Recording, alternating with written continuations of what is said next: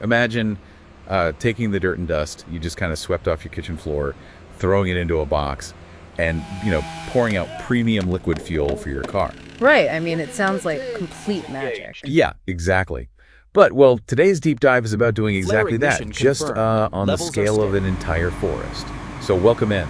Thanks. Yeah, we're looking at this really strategic proposal from New Zealand's Parengarenga Corporation, or PINC. Right, and our mission for you today is to explore their waste-to-wealth circular economy model. Which is aiming to turn forestry debris into actual regional energy sovereignty, which is huge. Okay, let's unpack this. Why energy sovereignty specifically?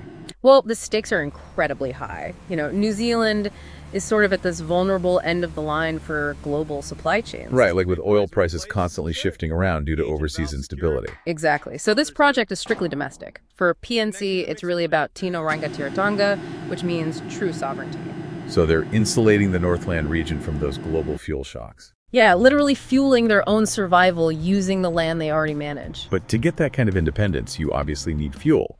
So PNC looked at what they had an absolute abundance of. Right, which is 11,000 hectares of forestry, and specifically the massive amount of waste that it leaves behind. Like the slash. Yeah, exactly. So currently, about 10% of their harvested biomass, the slash, is just left sitting on the forest floor. Which is a major problem during extreme weather, right? Well, a massive problem. That debris just washes away, and it causes this devastating siltation in the local harbor. Okay, wait, hold on a second. If the solution is just gathering up all this scrap wood and destroying it, how is this not just some glorified, environmentally disastrous bonfire? Well, what's fascinating here is that it is absolutely not a bonfire. They aren't just burning the wood for heat. Oh, okay. What are they doing there? They're chemically deconstructing it. It's this advanced thermocatalytic cracking designed to capture 2.46 petajoules of annual energy.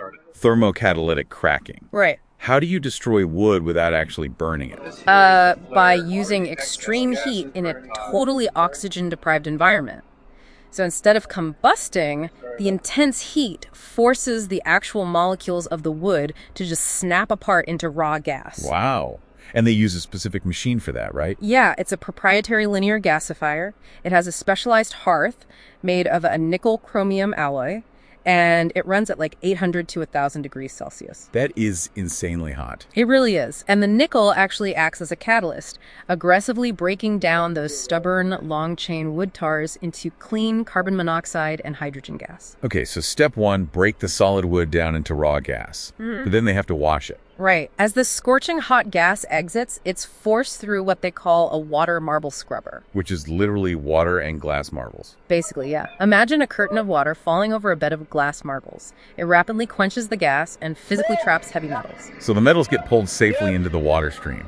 But here's where it gets really interesting, because we still have a problem. Right, the nitrogen. Exactly. The gas is mixed with a bunch of useless nitrogen from ambient air, and you can't run a logging truck on dead air. No, you really cannot. That nitrogen is complete dead weight.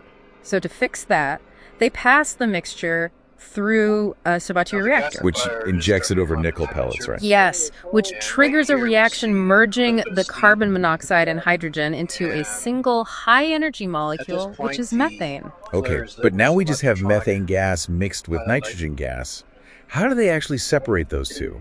So they run it through a cold box. It's essentially a cryogenic freezer. And that drops the temperature down to like minus 162 degrees Celsius, right? Exactly. It drops it so drastically that the methane actually turns into a liquid, liquefied natural gas, or LNG. It's almost like a distillery running in reverse. Yeah. Instead of boiling things to separate them by how fast they become gas, they freeze them. Yeah, to separate them by how fast they drop out as a liquid, that is the perfect way to look at it. But what happens to the nitrogen? Well, useless nitrogen requires much colder temperatures to liquefy, like minus 196 degrees. So it stays a gas, and they just vent it away. Leaving you with pure liquid methane.